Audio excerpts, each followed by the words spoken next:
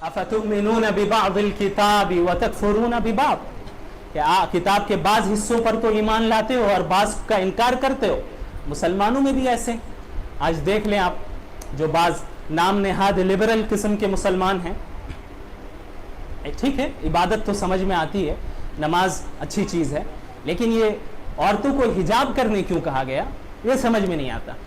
نہیں، یہ تو ہماری عقل کے موافق نہیں ہے، آج کے زمانے میں یہ قابل قبول نہیں ہے۔ 1500 سال پہلے کا حکم ہے، آج کے زمانے میں اس کو کیسے امپلیمنٹ کیا جا سکتا ہے؟ تو ٹھیک ہے عبادت ٹھیک ہے، روزہ رکھیے، نماز پڑھیے، لیکن یہ حجاب والا مسئلہ سمجھ میں نہیں آتا۔ یہ تو عورتوں کو ڈیگریڈ کرنا ہے، ان پر ظلم کرنا ہے۔ حالانکہ حجاب ظلم نہیں ہے، یہ تو عورت کی بلندی ہے۔ اسلام عورت کو عزت دینا چاہ رہا ہے۔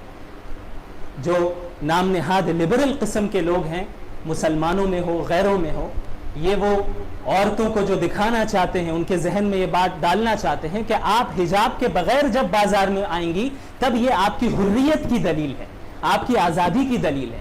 آپ جتنا شارٹ پہنیں گی کپڑا آپ اتنی زیادہ آزاد ہیں۔ حالانکہ اس کے پیچھے ان کی خواہشات ہیں، ان کے ڈیزائرز ہیں، جو وہ اپنی شہوت کا ہدف عورتوں کو بنانا چاہتے ہیں۔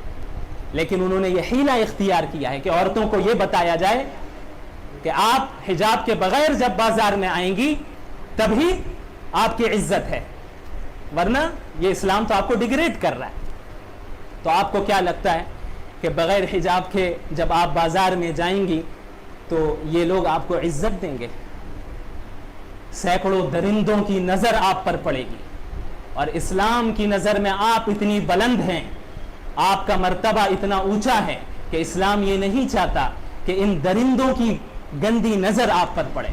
تو یہ تو موڈیسٹی کی بات ہے، یہ کوئی ڈیگریڈ کرنا نہیں ہے۔